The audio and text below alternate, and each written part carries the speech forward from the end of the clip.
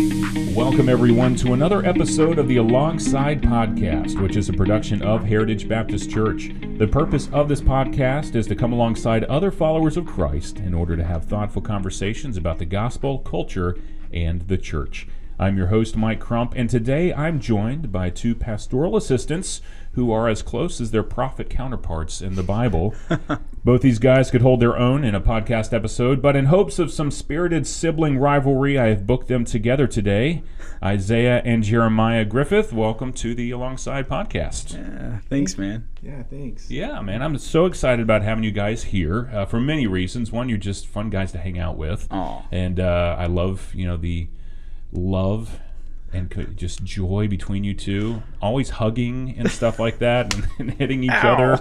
It's great. It's great. So, for those who aren't able to see this, it is actually quite a beautiful thing, and they will be bruised by the end of it. You didn't know what you're getting yourself into. So let's start from the beginning. You guys are brothers, and so your stories are kind of connected at the beginning, obviously, and even now because you're working in the same office and working in the same ministry. So let's start at the beginning. Where did you grow up, and what was the family life, church life, all that kind of stuff from the beginning? Yeah, I think I can jump into that. Yeah, born and raised Roanoke, Virginia. The Noke. The Nokey Pokey. Yeah, we Jeremiah and I we were roommates for the longest time. We have 6 siblings all together, so that made for quite a crazy dynamic growing up. But we come from a pretty dysfunctional background, and I can kind of give a brief kind of understanding what that was like. Yeah. Both of our parents grew up in dysfunction as well, and it's more normal than we'd like to admit, families being found in that situation. But yeah, my mom came to know the Lord when she was a teenager, but she was never really discipled, and the church that she had been a part of didn't teach great theology either. But she really had a desire to see us know the Lord, and teach us about Him and care for us in that way. Yeah. So growing up, our family life was a bit chaotic, but my mom made sure that we were always in church. And but with 5 siblings, 6 altogether, our home life got pretty stressful. Money was tight. My mom was working a paper out from 2 a.m. till 7 p.m., one of the largest ones in Roanoke, and not 7 p.m., 7 a.m. It's like, man, that's a long day. Yeah. It felt like that. It was long. There's papers. So anyways, it was, my mom just was working hard, trying to make ends meet. She was also trying to homeschool all of us. Wow. So yeah, she got stressed, very depressed, and very dependent on alcohol. And that just wreaked havoc in our home. Yeah. So as a kid, I didn't really understand all that was going on. I just knew things weren't right. I had a lot of anxiety myself and trying to process some of that. And it got to a point where we just couldn't stay in our home anymore. So, Jim, I don't know if you have anything to add to that or what that was like for you. No, yeah, I'm 3 years younger than Isaiah, so I don't remember a lot of this because a lot of this transition happened when I was in first grade. But I can just continue the story if you want. We started going to another church down the road, and they started getting involved, and we actually started going to school there, Isaiah and I and all the rest of the siblings. But I was in first grade, and the church was very loving, and they kind of were let into the situation some, and child services started getting involved, and we started living with different families. But the church stepped in, and we didn't have to go in like foster care or anything like that. But we were able to start living in godly homes with loving families. Me and Isaiah were together at first, and that was just such a blessing because we started knowing more about the Lord and just continuing to build on the foundation that we already had with knowledge of the Lord. But was just really loving and a great ministry of the church. But I guess that's what I'd add. Yeah, and I think the difference between our story versus another family whose family was in great dysfunction, and I think about it often, is why did the Lord shed grace on our family? Ephesians 1 says that we're blessed with all spiritual blessings, and it talks about the purpose of God's will is to see all things united back to Christ. Yeah. And it says he does it through his redeemed people, the church. Yeah. And so a lot of folks might not have a great church life experience, and I've heard a lot of those. They're very hurt by the church, but we were incredibly blessed by the church doing what the church is really called to do, and that is to care for the hurt and the broken. And this church, we weren't even members there, but the leaders and elders got together and prayed about what to do, hearing about our situation, and taking us into their homes is one of the most high committed things to do. Yeah. And Jeremiah and I were knuckleheads. So the first family we lived with, I remember for whatever reason, Jeremiah just got on my nerves, and I full out punched him in the face. Oh, and man. This family had their family over, so they took us downstairs and they had us write out, "Be ye kind one to another, tender." And I didn't know how to read. Yeah. I'm 10 years old, didn't know how to read, didn't know Wow. how to write, and I just sat there. I think it was like 5 hours, and I'm like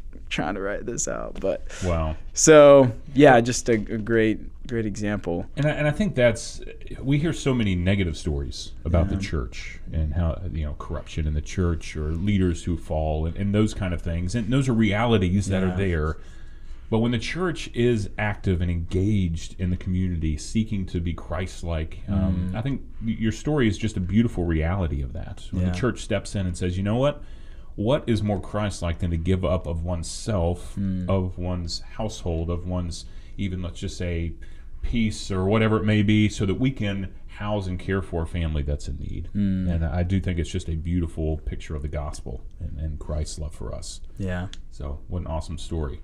So you guys are in these houses, families kind of broken up a little bit in different places, but you're still connected because of the church. What's next? How do things continue to go from there? And how did you finally even come to make Christ your own, or how did Christ draw you to himself during that time? Yeah, my story of coming to the Lord was actually during the midst of this time. We lived with a family, then we moved to another family, and overall it was like 2 years we lived in different homes. But the second family, I guess the third family we lived with, me and Isaiah were together, and I hadn't previously made a profession of faith, but I hadn't really understood.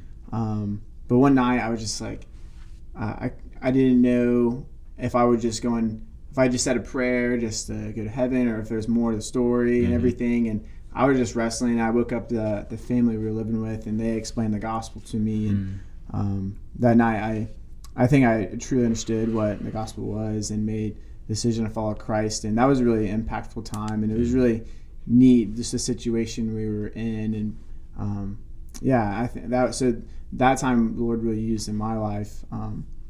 But yeah, we just continued to grow in the Lord during those times. We went back home after a time, and we were all back together, but two older siblings were in college at that point. Okay. But Yeah, I came to know the Lord when I was young, 5 years of age. My mom really wanted to make sure that I knew God loved me. He had a plan for me, and he would take care of me.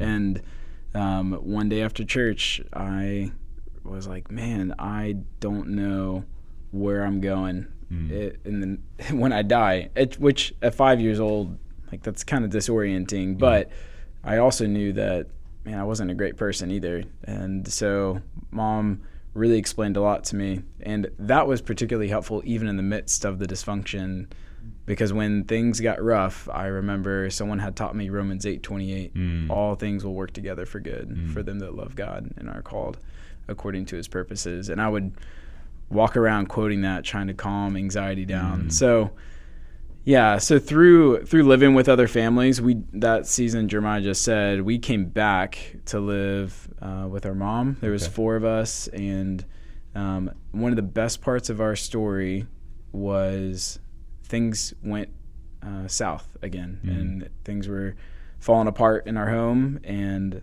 we call up the church, tell them what happened, and with a lot of grace, come take us out of the situation, care for us, and give us a second chance. Take care of our mom, and really stepped back into the situation fully engaged. Wow. And that was another season for about a year and a half, getting her intensive help, caring for us. And after that season, we got to move back into our home all together, of us younger 4 siblings. That was early high school for me. And it really helped bring things back together. Awesome. So how was, because you mentioned a little bit earlier as far as, having a season of really not liking your brother, maybe as much.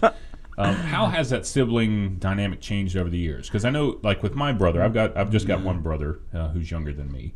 And there were ebbs and flows of, I can't stand you, and I love you, and, I want to just knock your head off. And at other times, I just want to do everything I can for you.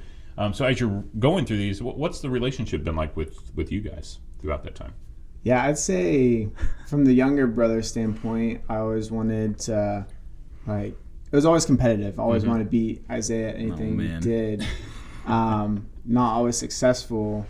Until recently. Oh, come on. But, come on. Oh, man. So I got to hear about this, Yeah. Whatever. We never. Disc golf and running. We're pretty close. Okay. Yeah, but always competitive, playing baseball all the time and whatever we could make a competition out of. But I'd say we've always been close. I think we had our rough patches here and there. Yeah. It was tough when you went to college and I was still in high school and trying to stay connected and everything and still understand one another during this transition. Yeah.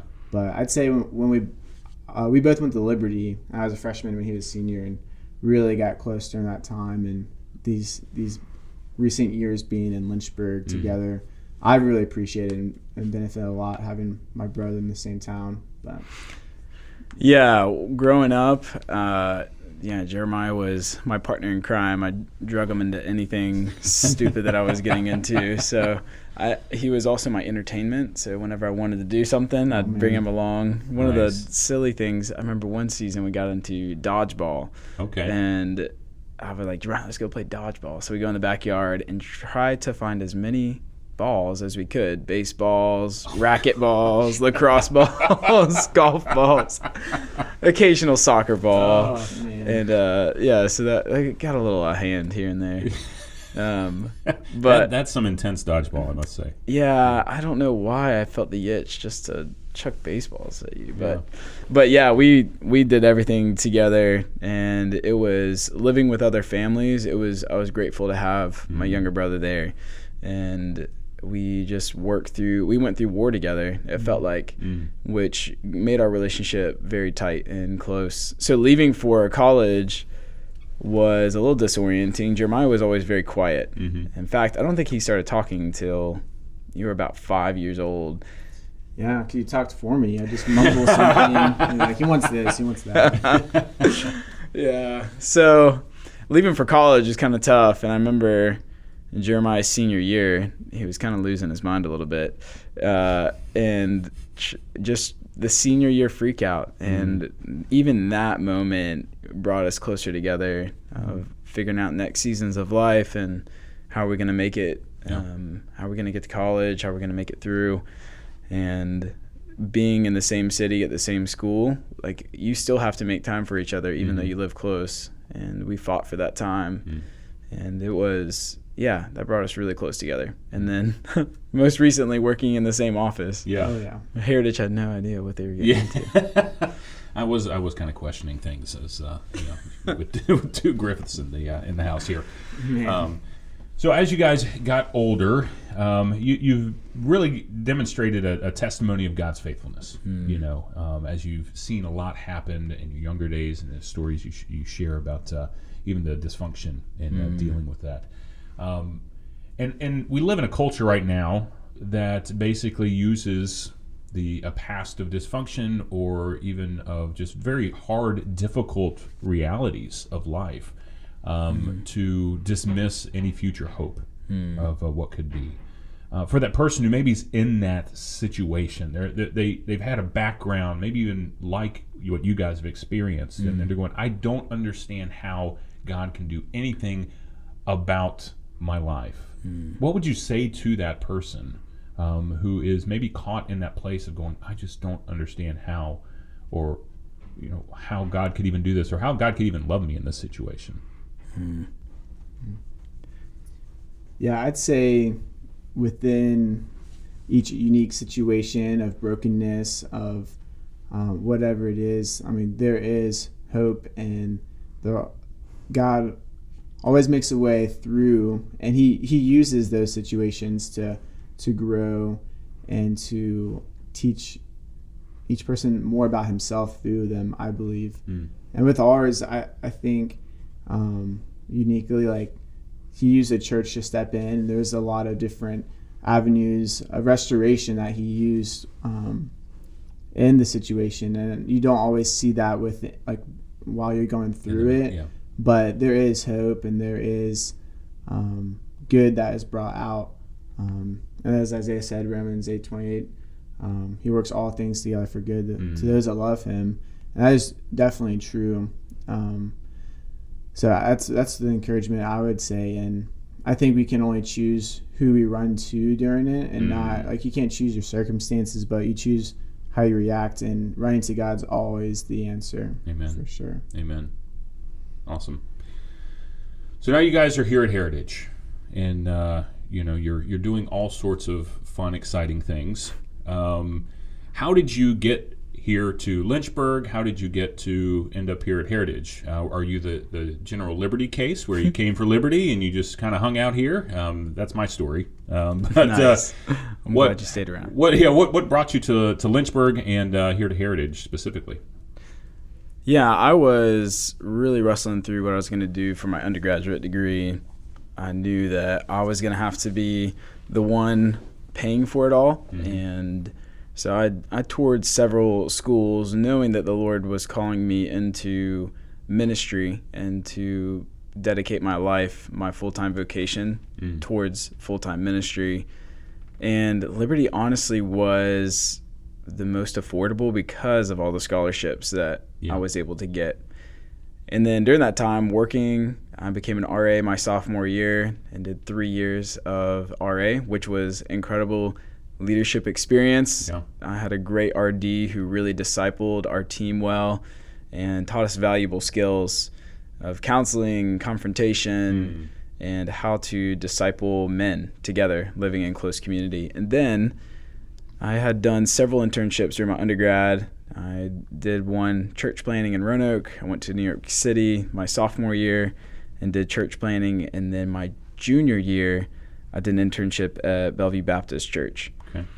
From that internship, I was given so many opportunities. I learned so much from their team there. And they had asked me to come back after I graduated. And I really heavily considered going back there. In fact, it was between them and one other church, and I was really in between a decision. My freshman year, I came to Heritage and became a member. So I had gotten to know several of the pastors, including Pastor Nathan, during my time in my undergrad. So when it came to my senior year, I just got a meeting with Nathan and said, hey, you've been my spiritual authority for the past 4 years. Here's a decision before me. What should I do? And he talked me through it. And at the end, he said, hey, what do you think about joining staff here and coming and working under me? And so I had no idea what to think of that. Yeah. And spent 3 months praying, fasting, trying to decide, and felt compelled that the Lord would bring me here because it mattered so much to me who was influencing my thoughts. Yeah. And I really appreciated Nathan's perspective growing up in another country and really challenging me to think about the world. And so that was really how I came to stay in Lynchburg, though was not planning to. The Lord really redirected that. It's fun to look back and trace some of the steps of that. So. Oh, sure. How about you, Jeremiah? Yeah, for me, very similar reasoning of coming to Lynchburg was for liberty. Of like, I knew the Lord called me into the ministry. Like, made that decision while working at camp back in Roanoke. So I knew that was the avenue or the direction I was going, and Liberty made sense for a lot of the same reasons Isaiah. And also, like, if Isaiah could go to Liberty, like, I could totally you could get in. Yeah, I could get in. Yeah. Oh, low standards. Yeah. Come on. No, and like Isaiah being there was also like a good benefit of like I had some family there and we're really close. So yeah, started going to Liberty and training. I did biblical studies as my undergrad and went through and started going to Heritage my sophomore year. I was like, I live in the same city as Isaiah. Maybe I shouldn't go to the same church. But then then you got right with the Lord. Yeah. Well, I knew that the Lord was definitely pushing me towards missions, and that just really made sense with Heritage, with the missions focus here. Just really fell in love with it, and I guess I could put up going to church with Isaiah too. But nah, I really the church Heritage is really similar to our home church, and that really made a lot of sense. So that was how I got involved at Heritage, just going to church, became a member. And when I graduated, I knew I wanted to stay in Lynchburg and do a graduate degree and continue pursuing missions with Heritage. So was going to stick around and was looking for jobs and how I was going to pay for graduate school and everything like that. And then a job opened up with being Ben's PA and applied for it. And it was all a whirlwind. It just happened pretty fast. But just prayed and felt right that was the avenue to step into, or the position to step into, and graciously got the job, and very thankful. And it's been a blast. It's been awesome. Good. Been learning a lot for sure. So as a previous PA, you're part of this inner circle of pastoral assistants, which is a joy and a pleasure. Here at Heritage it truly is so many great, knowledgeable, godly people to learn from, to glean from. But there are a lot of people out there who maybe they don't understand what a PA does or what the responsibilities are. I mean, obviously probably getting coffee for Ben and that kind of thing, Oh, yeah. He gets his own coffee. That's true. He But give people a taste of kind of what's involved with being a pastoral assistant. I would say no two pastoral assistants are the same. It's true. So, but one of the greatest aspects of being a pastoral assistant is you get front row. The pastors on staff do not sugarcoat ministry. They give you front row to ministry, to their life, to the church functioning. And it is a full-time spot for me, and I've gotten to get so much different experience. One, I got to learn under Pastor Nathan at first, and then working in adult ministries, getting to really get in the life of the church and getting to work front row with the leaders and so forth. So it is high responsibility, and it is a lot of learning. They understand you're young in ministry and work hard to help frame and help you think well about life, theology, church life, and leadership. So those are a few things from my vantage point. Yeah, I would say a lot of the similar things, learning front row, what ministry is like, and being under Ben and the administrative side of things, learning just the in and outs of what that administrative responsibilities look like. But doing a lot of admin, but also he hands off some projects to me. A difference between like learning under him and also having the freedom to do some of my own creative, like projects and things like that. So a balance between the two. I think it's a healthy place to learn leadership and church ministry. Yeah. I've really enjoyed it. That's great. What has surprised you most about pastoral ministry? Getting that front row seat. What has surprised you the most about it? The most surprising thing about being in a pastoral ministry, Or maybe the thing that you just didn't expect to be so prevalent. you are a part of it. You are a part of a team, and learning to work and thrive as a team, you have to fight for that. And that is such a critical aspect of the pastoral staff and as the staff as a team. And so I would say that that's one thing that I've learned a lot, is how vital team is, and then how much spiritual warfare there is even working in ministry. The enemy does not like the mission of the church, and works actively to tear that down and tear it apart. So that's one aspect that off the top of my head right now. Yeah, I'd agree with that. And also just all that goes into running a church from the administrative side, of all the different conversations that go on behind the scenes.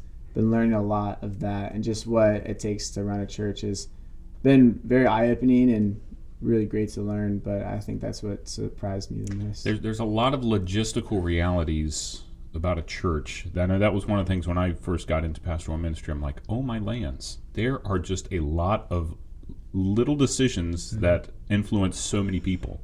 Everything from, I walked in there the other day and you guys were moving rooms around for DC stuff and trying to think through all that kind of stuff. And there's just all these little practical things that we don't think about sometimes that are there. So very grateful for what you guys do. And I know you're doing it, unto the Lord, which is, of course, primary. Moving forward from here, what's after Heritage for you guys? If I know there are some, I'd say you just got married not too long ago, right? 10 months yesterday. 10 months yesterday. Man, Yeah. That's pretty awesome. Yeah. Beautiful wedding, by the way. And so it was a joy to be there at it. So you have a lot of life transition that's happening even just over this past year. But you also are looking forward to the mission field. Yes. So tell us a little bit about that and kind of where you see the Lord taking you. Yeah, our desire is to be overseas in this next year. So my wife and I just joined the Go Group, just moved into Walden Pond last week.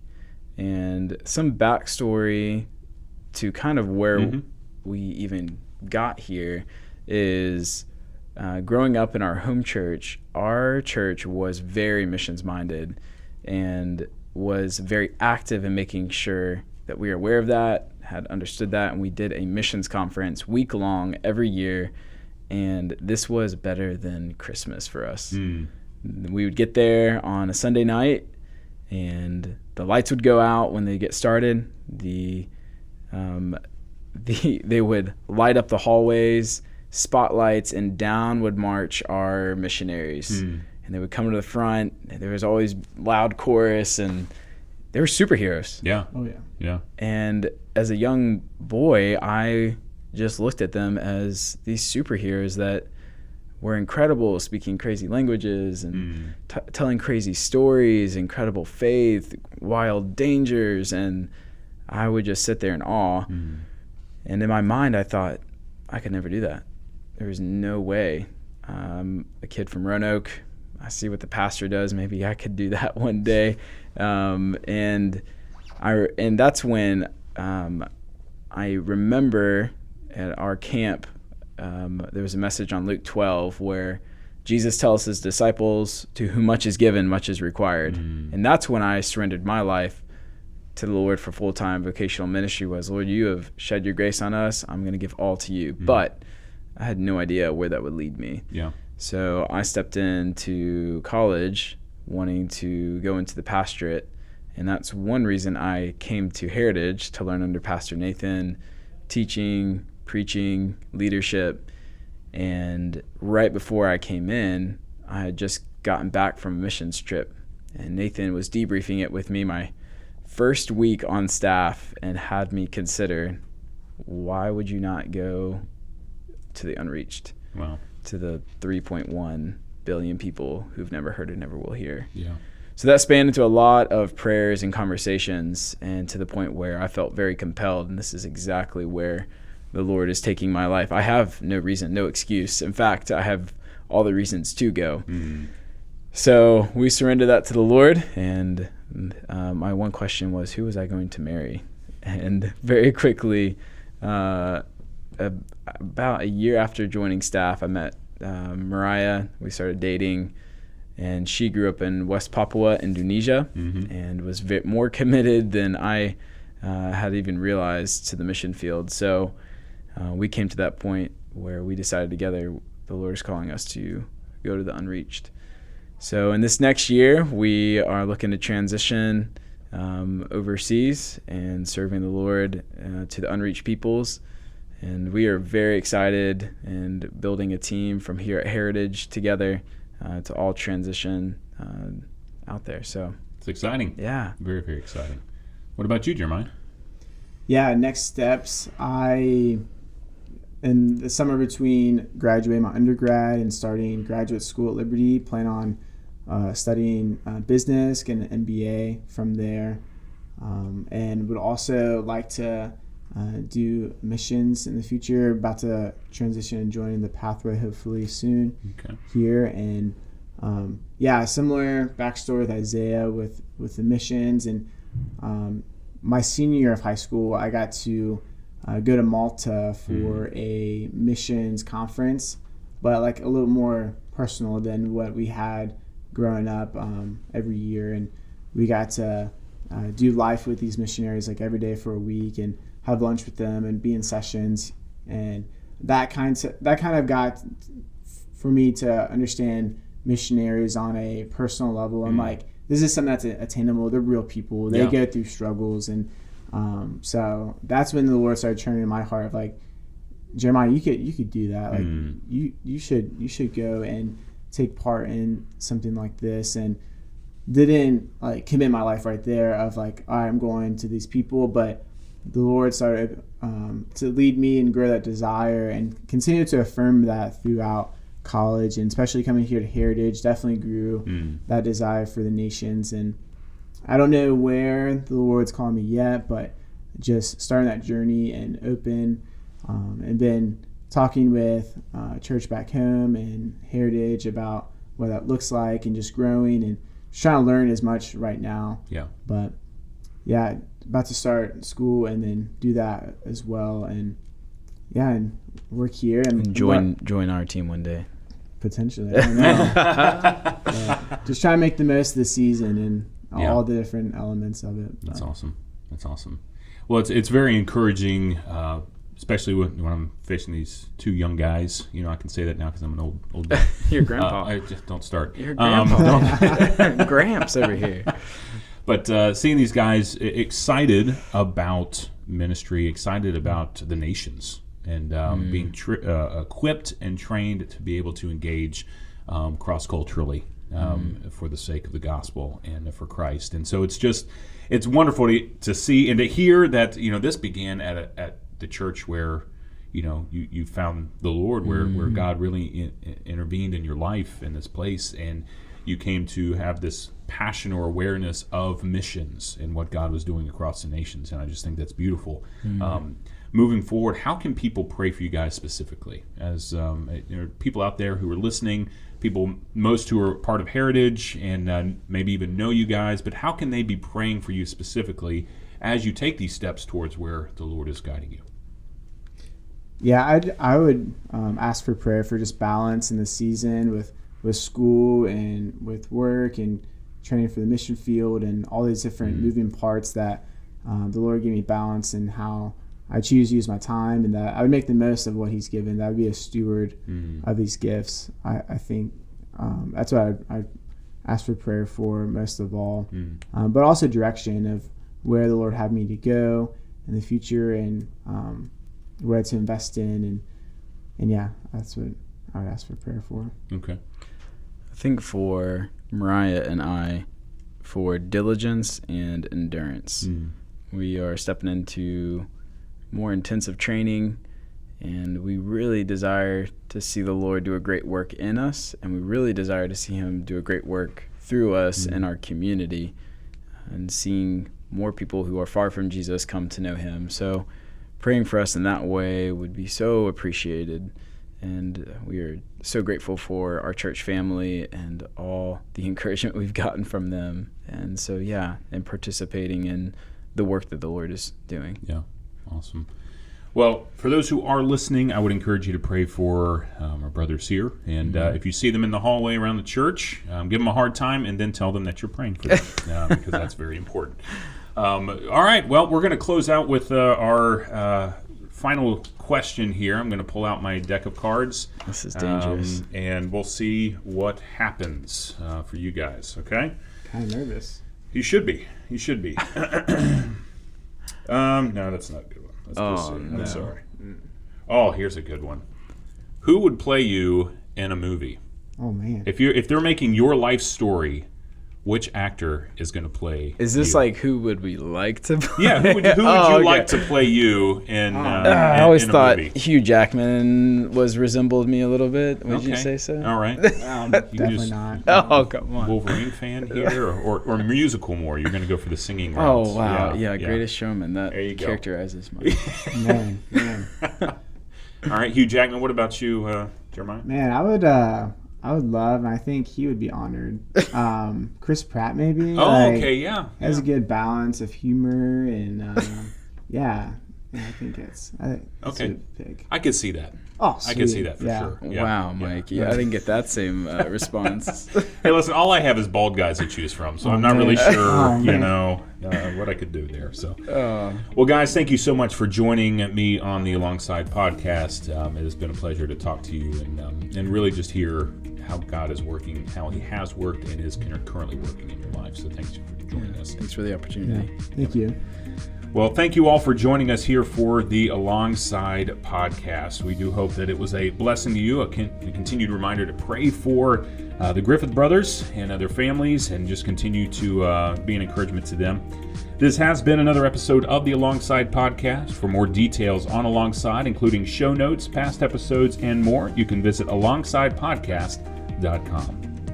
I'm your host, Mike Crump. Thanks for listening, and we hope that you'll join us next time as we continue to come alongside other followers of Christ in order to have thoughtful conversations about the gospel, culture, and the church.